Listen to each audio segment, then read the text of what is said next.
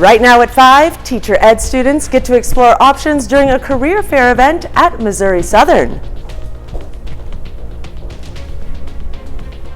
And I'll talk about the storms that we had this morning and the forecast for today up next. Plus, the release of a man connected to the double murder of 2 teen girls moves Oklahoma lawmakers to pass a bill addressing prison stays for criminals. Lindsay. The 4 states' most watched news starts now. And welcome to the KOAM Morning News. I'm Caitlin O'Shaughnessy. The time now is 5 a.m. And this is Lindsay. Welcome, Lindsay. Hi, good to be here. All right, happy to have you. It's going to be a great morning. Let's hear about that weather. So we had some storms roll in this morning.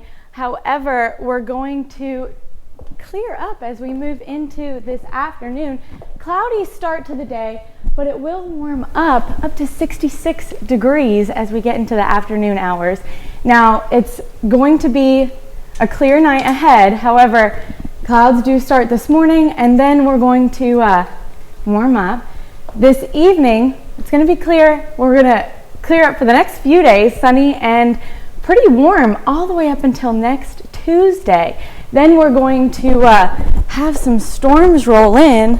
We start to see those roll in Tuesday afternoon, but for the next several days it will be clear. Now, starting off this morning, we woke up to some thunderstorms. I know I woke up to them.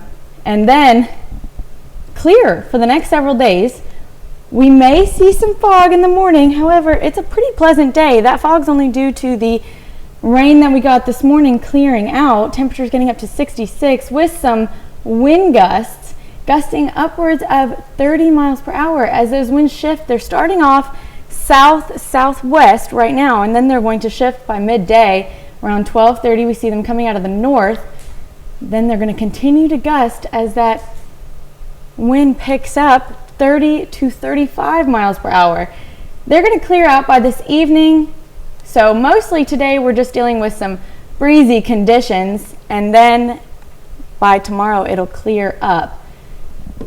And then look ahead. Wow, some sunny days ahead. Now, I'll talk about that rain coming up next. Thanks, Lindsay. The Oklahoma House passes a bill increasing mandated prison stays for convicted criminals. House Bill 2946, known as Laria and Ashley's Law, is now headed to the Senate. The 2 teens were kidnapped, tortured, raped, and killed in 1999. Their bodies have yet to be found. If passed, the bill will add accessory to murder in both the first and second degree to the list of crimes mandating offenders to serve 85% of their prison sentence before they are eligible for parole. The bill follows the recent release of Ronnie Busick. He was charged with accessory to felony murder in the girl's case and sentenced to 10 years in prison with 5 years probation. Because of good days earned while incarcerated as well as time credited while in a county jail, Busick was released after just 3 years. And just after 9 on Tuesday night, a car fled from Webb City Police during a minor traffic stop. The pursuit began around 13th and Madison as a car raced east on MacArthur. Officers spiked the car and it crashed onto the median at the east roundabout. The driver then ran from the car only to fall in the mud, where he was pepper sprayed and arrested.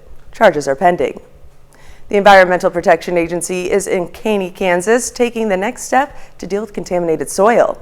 2 EPA representatives are asking property owners in Caney to have access to residential properties for the removal and replacement of contaminated soil, specifically lead. The EPA changed the qualifications of safe lead levels in soil. This is a 3-year project, and residents can expect sampling to start next summer. But they were operating under a different cleanup level of 400 parts per million, and since then we have new processes, new science, and it's just been an evolving process to see that 200 parts per million is more protective than the 400 parts per million level. That's good. It seems to look quite a bit different than it was last time, so. Really? Is that a good thing or a bad thing for you? Well, just more thorough? If something's wrong, I want to get it fixed. Representatives from the Environmental Protection Agency will be at Caney City Library later today from 11 a.m. to 2 p.m. The public is welcome. MSSU teacher ed students had the chance to hand out their resumes to local school districts yesterday afternoon.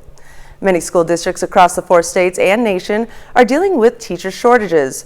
More than 50 school districts attended the Education Career Fair and shared their opportunities with Missouri's Southern students. The school districts are wanting to hire them. They want to get them right now because there's some amazing student teachers out and past student teachers. But also it's such a great way for our area districts and our students to collaborate, talk. We as teacher ed students are constantly in the classroom, and so it's great to get this experience with people who are outside of just our regular professors and peers and are actually people in the workforce that we will be entering in soon.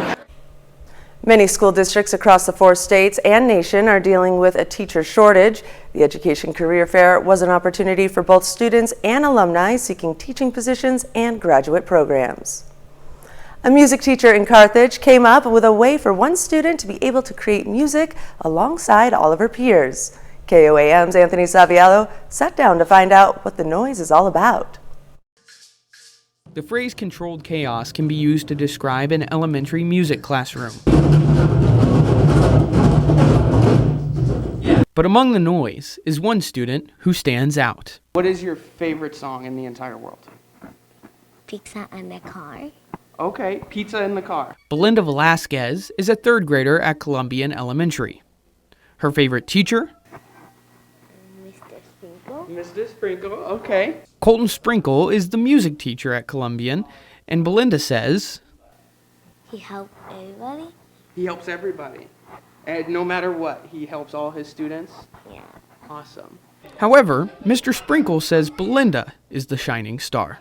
Belinda's a lot of fun to teach. I wanted to make sure she had a way to participate that wasn't different than anybody else's. He says he saw a need to make sure that Belinda would be able to create the same music as other kids and has received quite a bit of attention for it. I was kind of shocked because I was just trying to do my job.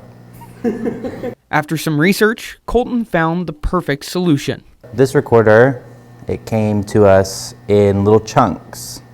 So we could turn each chunk to the side or put it on the back and whatnot. So it's totally customizable, so she doesn't have to try so hard to get all of her fingers in a straight line. Now Belinda can let the music play. She even taught me a few notes.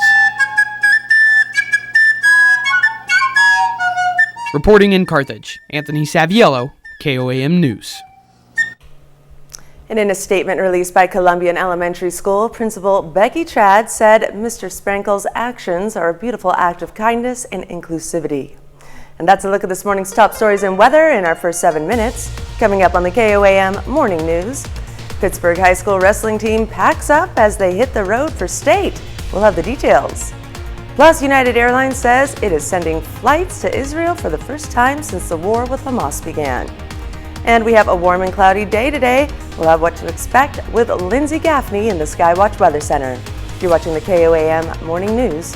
We'll be right back. Alliance.org/eclipse for more info.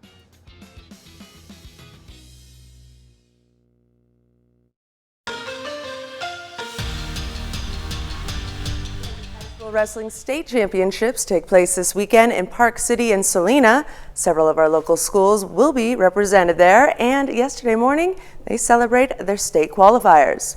We start the morning at Fort Scott. 13 Tiger wrestlers are state bound, 7 from the boys team and 6 from the girls team. They get cheered on by their classmates walking through the hallway before getting onto the bus and heading to Salina. The Tigers make it clear they're not content with just making it to state. They're hoping for a big weekend.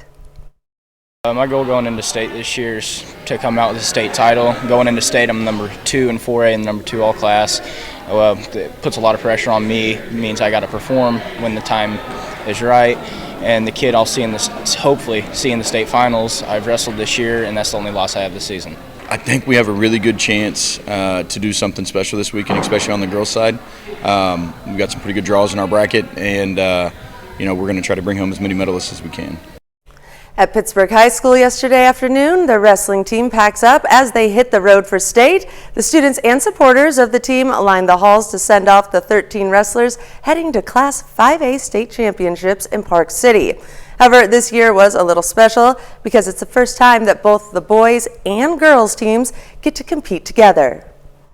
Oh man, it's the state championships, man, so we're excited about it. This is the most kids we've ever brought to state, and it's the first time the girls and the boys are wrestling together, so we're just really excited to go out there and compete. It's huge, man. The girls, you know, they used to have to wrestle Wednesday and Thursday before, you know, people got off of work and stuff, so now everybody will be able to enjoy it and cheer for each other together and just be one big family, one big team, all working for the same goal. Over to Frontenac High School, the Raiders have an all-school assembly yesterday afternoon cheering on their 9 wrestlers heading to the state championships in Salina. 6 members of the Frontenac boys team are making the trip to state, and with the Frontenac girls program just in its 2nd year of existence, 3 female Raiders will represent the school at state for the first time. I think it feels pretty cool just knowing that like people 100 years from now are going to look back and be like, oh, those are the 3 girls, like first ever girls who made it to state for wrestling. It feels really cool, like kind of feels like a little thing, but it's really not. It's a big thing. The main feeling, I just felt relieved that I finally made it. Really accomplished, yes. Switching gears to football, the Coffeyville Red Ravens have already picked up a number of local standouts to this year's recruiting class. Earlier this week, they add another. Baxter Springs senior Peyton Gaines commits to Coffeyville. According to his personal Twitter page, Gaines will play wide receiver for the Red Ravens. He was an All-State honorable mention at the quarterback for the Lions in 2023. Gaines joins Lebec County quarterback Kendall Holtzman, Parsons running back Jamarian Washington, among other standouts from SEK to commit to Coffeyville in the past month. And wrapping things up in Major League Baseball, Eric Hosmer announces his retirement. He was a big part of the Royals' run to a World Series championship in 2015. Hosmer was the KC from 2011 to 2017. He bounced around to San Diego, Boston, and Chicago since then. He holds the record for the most postseason RBIs in Royals franchise history. Still to come, why new research suggests maternal mental illness is the leading cause of pregnancy-related deaths. Plus, a check of the 7-day forecast when the KOAM Morning News returns. Silverado, with available It's easy to stay safe online. Learn more at CISA.gov/secure-our-world.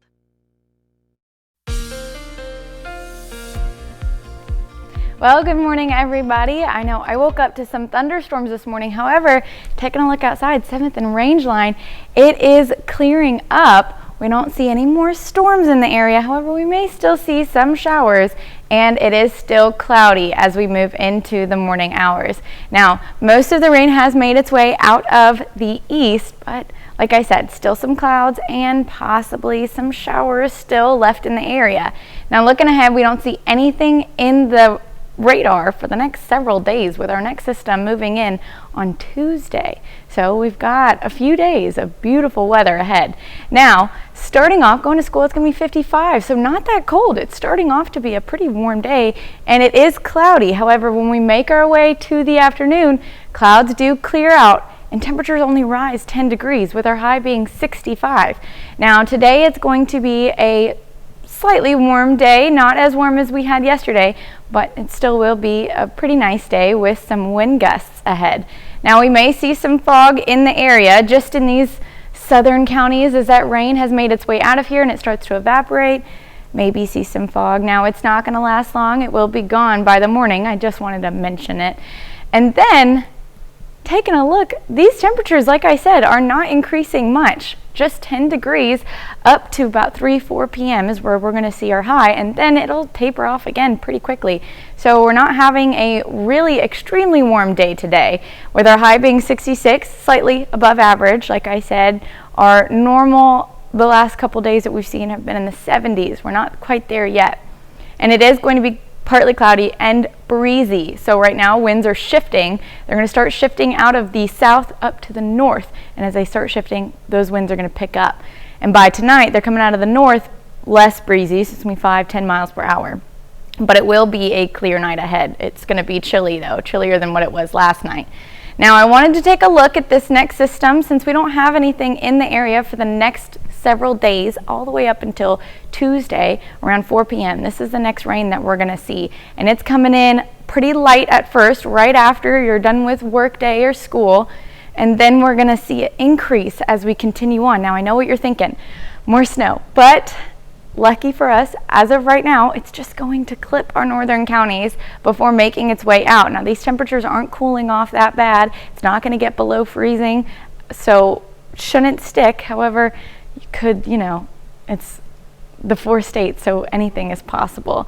And then we're going to go ahead and take a look at our 10-day. Right now, like I said, Thursday, Friday, Saturday, Sunday, Monday, all sunny, all warm, getting up to 76 by Monday. So it's going to be a really beautiful weekend and a great start to our week until that rain does come in Tuesday, Wednesday, and even possibly Thursday with some scattered showers.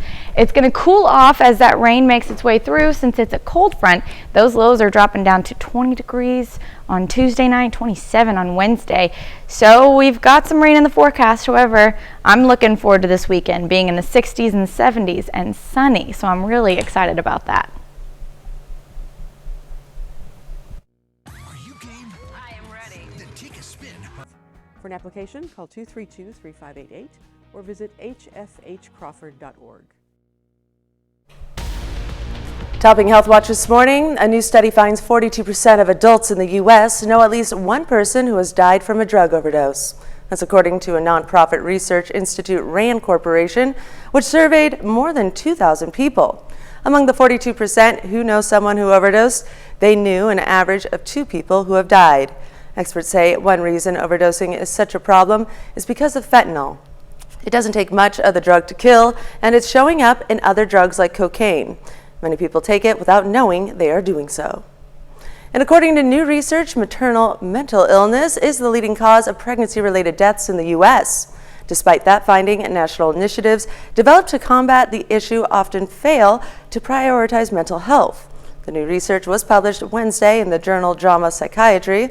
It found the maternal mortality rate in the U.S. is 2 to 3 times greater than in other high-income countries and has only increased in recent years. The researchers found mental health disorders like suicide and opioid overdose are responsible for nearly 1 in 4 of those deaths. According to the CDC, more than 80% of pregnancy-related deaths in the U.S. are preventable. African Americans are disproportionately affected when it comes to Alzheimer's. In fact, the progressive neurological disease has become a leading cause of death for the African American population as they age. Ruta Yulciniet takes a look at the statistics and how one Michigan family and researchers are trying to turn the tide. Hey, Mom. Time to get up. As Laverne Sula wakes up her 90-year-old mother, Jean Giddens, it's a different interaction than she would have had with her even a few years ago. Signs for everything, where to put the dirty towels. Jean has Alzheimer's, and she's not the only one in the household with the disease. So, what do you think? Look at your picture. Laverne's husband's mother, Norma Sula, also has the disease, and both the women now live with the couple. They're not the same person at all. We've got new people. Thankfully, both Laverne and her husband Dan are engineers and have completely remodeled their home to better fit the declining mental state of their mothers. Daily schedules, signage, biometric locks, Apple AirTags. They have Apple Tag jewelry so we can find them. And activities to keep them sharp. All of this didn't happen all at the same time. We just kept adjusting. But even in all their creativity, there is a heartbreaking statistic that separates both Jean and Norma. Despite representing about 13% of the U.S. population, African Americans are twice as likely as white Americans to develop the disease. It's just unbelievable. And I wish it wasn't true. Stuart Graham is the director of Alzheimer's research at Cornwall Royal Oak. He has spearheaded local and now national studies to identify multiple modifiable environmental and social factors that are causing these disparities, especially in African American women. Ladies are 2 to 3 times more likely to get the disease than men. So if you think about that and you think about the black community, a black woman is 4 to 6 times more likely to get Alzheimer's disease than a Caucasian male. It's just not something that you talk about in the black community, right? There's always a stigma, and especially if you roll back time not that long ago, stigma with being the crazy aunt. But with the new research now underway and creative treatments like the ones the Sulas have implemented, Laverne is hopeful the statistics will change, not just for her mother, but for herself as well. I love you, Mama. I love you too. Cornwall Health is collaborating with Hampton and Johns Hopkins Universities on the $4.8 million national study on Alzheimer's disease. And that's a look at some of today's top health stories. You're watching the KOAM Morning News. And we're looking to see some sunny skies ahead, warmer temperatures with some showers in the forecast early next week. And we'll talk about all of that up next.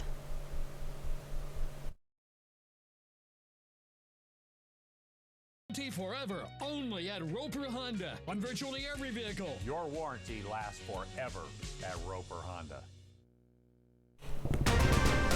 Right now at 5:30, 17 Macaulay Catholic School seniors were presented with scholarship letters.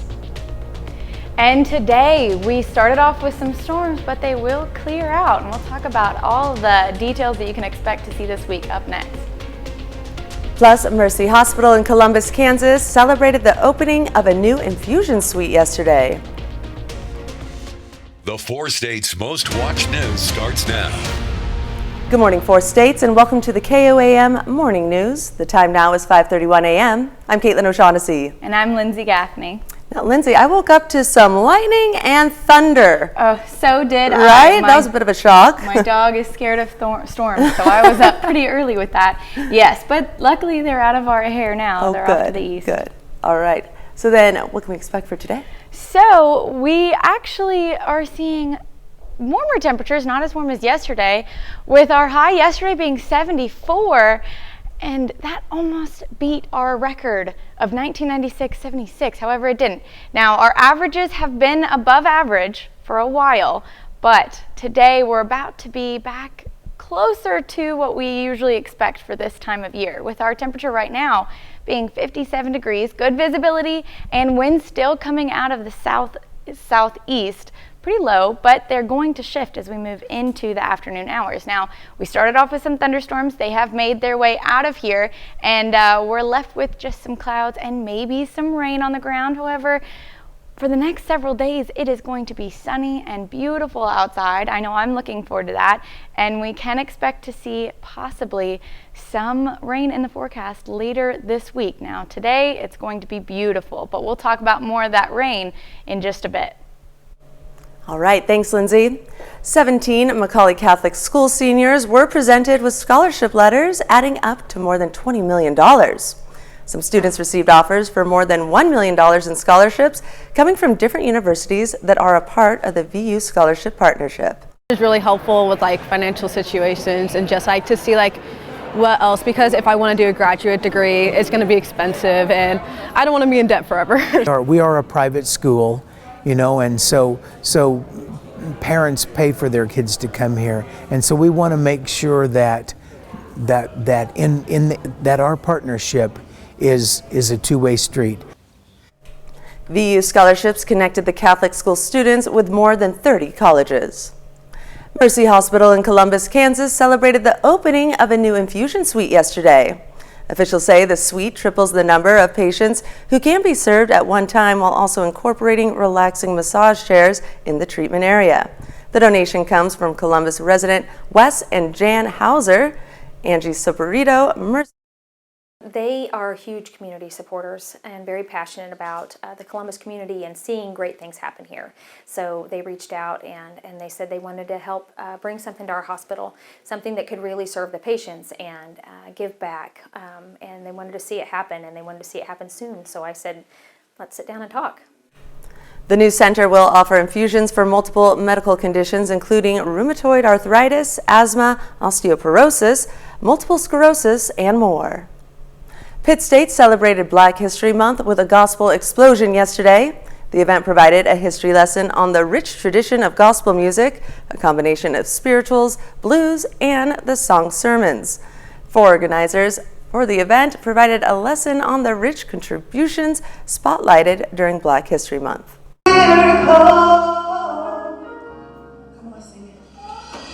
So we are really excited tonight to welcome everybody back. We just feel like the church, gospel music, praise and worship music is such a foundation of the African American community. It really shows our solidarity. It shows that how we come together, how we worship together. And you know, when you're having a bad day, there's nothing better than listening to praise and worship music.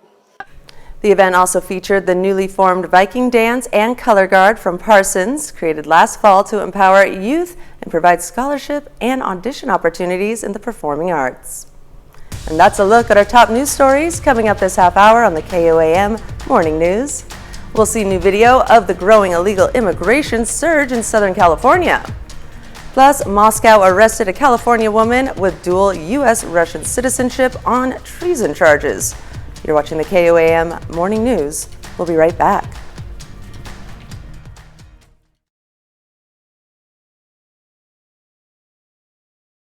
And Associates, committed to community service. Topping World Watch, new video of growing illegal immigration surge in Southern California. The migrants are coming not just from Mexico, but from countries around the world. Correspondent Bill Milligan is in Jacumba, California, with the latest. Southern California feeling the brunt of the border crisis, now in year number 4. In Jacumba today, Fox News cameras rolled as illegal crossings continued without resistance in the remote terrain of eastern San Diego County. Where are you from? China? China? Ecuador. We used Google Translate to communicate with one of the Chinese men. He told us how his group got to the U.S. Flew from Turkey. Turkey? Yeah. Airplane. Did you land in Tijuana, Mexico? 是的. Yes? Yes. Okay. Do you want a job? Do you want to work? 是的，我想要工作. Yes. Republican Congressman Darrell Issa represents the Jacumba area. He was here today, witnessing the surge of illegal crossings in his district, which has seen more than 20,000 Chinese nationals arrive since October. What I saw today was shocking. Chinese and other nationals from around the world no longer saying they're coming here for asylum. They're admitting they're coming here for jobs. They hear that they'll get in, and they will. Border Patrol reports San Diego sector has now seen over 140,000 illegal crossings since October. That's about the size of Dayton, Ohio. Many coming from Asia. Where are you from? India. India. China. China. Georgia. Georgia. Ma'am, where are you from? China. China. China. China. Yeah. China. Yeah. China. China. China. My message to President Biden is close down the border based on the policy changes that have allowed this. And Border Patrol says the number of Chinese nationals crossing illegally here in the San Diego sector is now up 500% over the same time last year. The restoration of part of the Vatican begins on Wednesday. The monumental baldachin, the canopy over the main altar of St. Peter's Basilica, is getting an upgrade. Scaffolding being set up around the 95-meter high canopy. The structure dates back to the 1600s. The canopy, which was created for the Apostles' Tomb, is considered one of the most complicated pieces of artwork ever made. Made of marble, wood, bronze, iron, and gold, this is the first comprehensive work on the 10-story tall baldachin in 250 years. The restoration, which is expected to cost around $770,000, is expected to be completed by the end of November. And United Airlines says it is sending flights to Israel for the first time since the war with Hamas began last October. The airline is set to become the first U.S. carrier to resume its services to Israel. United says it will send 2 flights, one on March 1st and the second on the others of March 4th, with a stop in Switzerland before it resumes nonstop flights from Newark, New Jersey on March 6th. The airline also says it does not expect to restart nonstop flights from Washington, D.C., San Francisco, and Chicago again until sometime this fall. Delta Airlines plans to bring back its Israel service as well, with flights expected to resume on May 1st. And a new rift between the U.S. and Russia. Moscow arrested a California woman with dual U.S.-Russian citizenship on treason charges. She's accused of collecting money for a Ukrainian charity. Correspondent Alex Hogan has details from London. Blindfolded and in handcuffs, new footage said to show American-Russian dual citizen Ksenia Karelina now detained in Russia. We continue to seek consular access. It's not yet been granted. Russian authorities arrested the 33-year-old Los Angeles resident on suspicion of treason for raising funds for Ukraine. She allegedly donated $51 2 years ago to U.S.-based charity Razom, which provides humanitarian relief for Ukraine. We need to create some noise. We need to get some attention to this cause. Her former mother-in-law, Eleonora, sounding the alarm. I'm very concerned and my heart is breaking for her. The family says Karelina came to the U.S. for a work-study program, initially living in Maryland before moving to California, where she works as a spa manager in Beverly Hills. Her boyfriend tells Fox's William LaJeunesse that Ksenia missed her family and went home to see them. So calm, and she was like, yes, like I'm Russian, I'm going home, like I'm fine. Karelina was arrested in the same town where Wall Street Journal reporter Evan Gershkovich was detained almost a year ago. Gershkovich remains behind bars on claims of espionage, which he denies, as does former Marine Paul Whelan. Just this week, Moscow court denied Gershkovich's latest appeal. No American citizen should consider traveling to Russia for any reason, period. And after opposition leader Alexei Navalny died in a Russian jail Friday, the U.S. ambassador to Ukraine warns the stakes are higher now. Based on the way Putin treats his own people, it is of great concern how Putin treats also American citizens.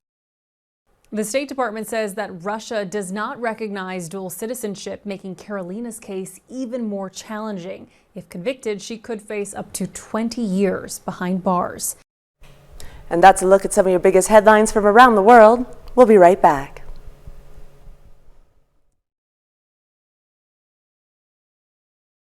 Hurry, the extended President's Day Super Sale at Furniture Row ends soon.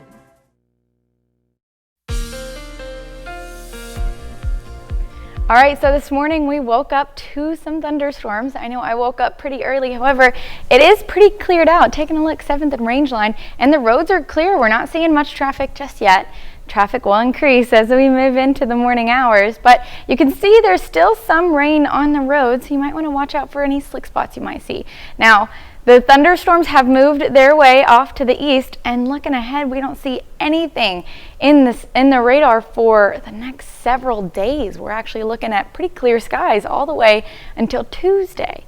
Now, starting your day, temperature is going to be 55 degrees, winds starting in the south, and they will be shifting throughout the day up to the north. So we're going to get maybe a cooler breeze as we move through the overnight hours.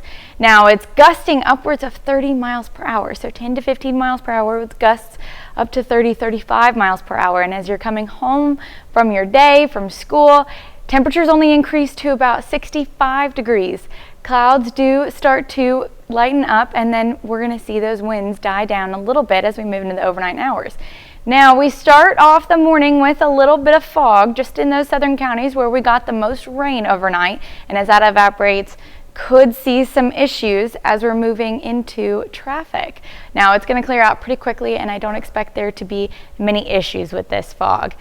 Temperatures only increased to about 66 degrees, so we're not having a very high increase of temperatures throughout the day. It's going to be a mild day, but it will be sunnier as we move into the afternoon hours, and it's still going to be a gorgeous day.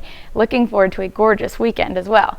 High is 66, slightly above average. Now, yesterday we were at 74, so that's way more above average than what we're seeing today. And it is going to be breezy. Winds starting coming out of the south, but as they shift from the north, those winds are going to pick up. You're going to start to see the winds shift, and as that happens, the gusts start to pick up from 25 to 30 miles per hour. And as we move out through the day, it's going to continue on until we get to the afternoon hours. And then by tonight, it'll be clear. Temperatures do drop down to 39 degrees. I'm not looking forward to that. However, it's not going to be as bad as what we're going to see later this week. This system starts to move in Tuesday around 4 p.m. Temperatures are good right now in the 70s. And then as that rain starts to increase, temperatures do drop, and I know what you're thinking, some more snow in the forecast. However, as of right now, it's just looking to clip some of our northern counties before making its way out, but those temperatures are only in the 60s, dropping down to the 40s, so I'm not seeing anything stick as of right now. We're still about a week away. And then it could drop down to 20 degrees, so very cold system along with this rain. Now, starting off today, temperature is 65 as our high, 65, 66, clear clouds, and then we're going to continue on into Monday, 76 by the beginning of next week, but that weekend is looking gorgeous, very clear, very warm, and I'm really looking forward to that. Then the rain comes in, dropping those overnight lows down to 20 degrees on Tuesday, 27 on Wednesday, and maybe some showers will still stick around by Thursday, dropping those temperatures again. 45 as our high on Thursday, but it'll warm back up, just a little blip of rain on the forecast. Joplin Little Theater, celebrating its 84th. Thanks a lot. Appreciate it.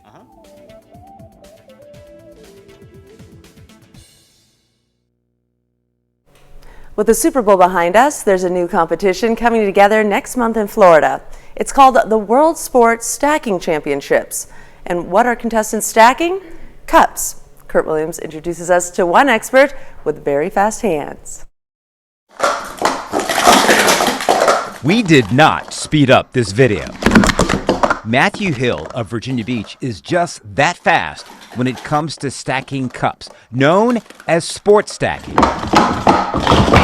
The 25-year-old first gave it a try at 6 years old. How did you get interested in this?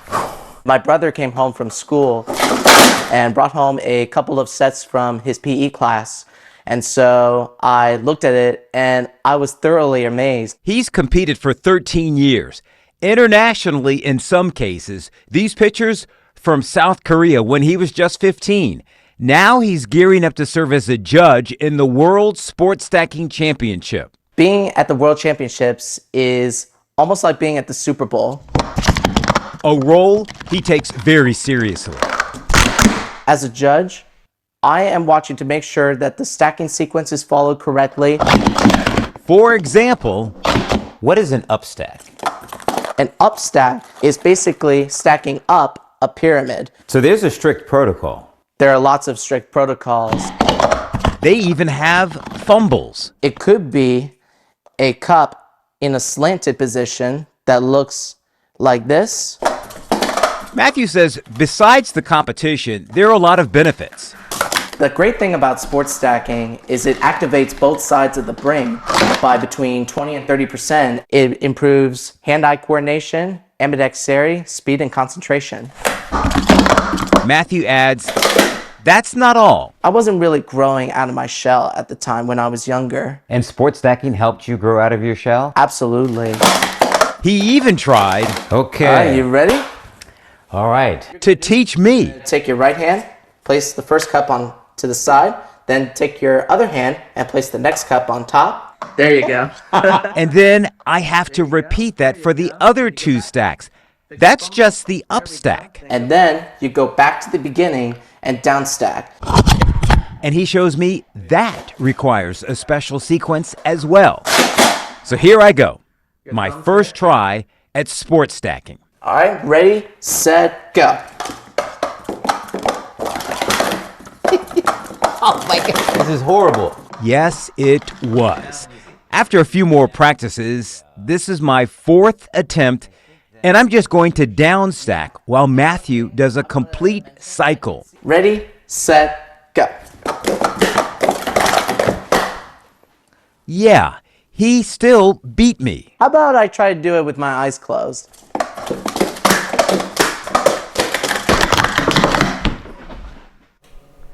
The World Sports Stacking Championships are March 27th through the 29th in Orlando. We'll be right back. Download the all-new KOAM News Now app today. Your gateway to news your way. Powered by KOAM News Now.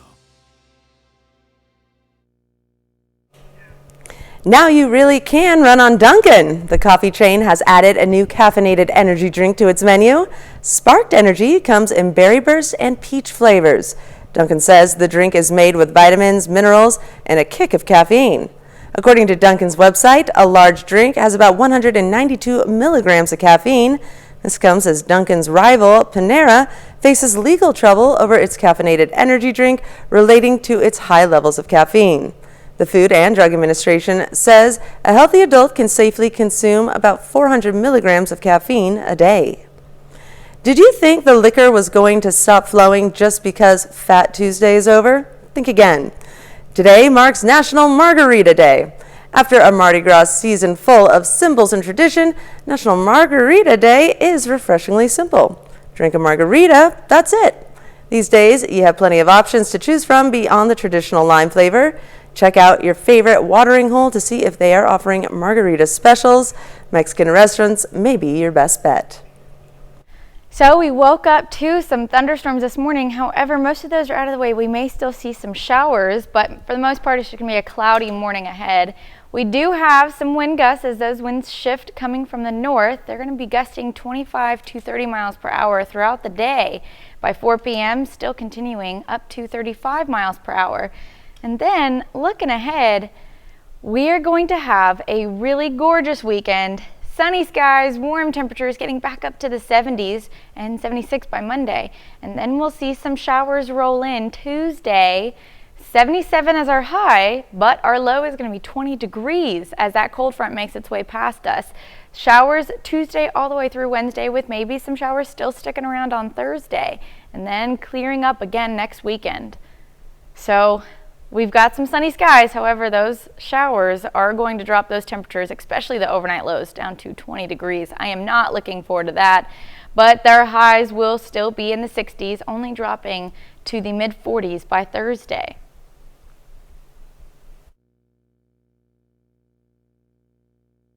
Prearranged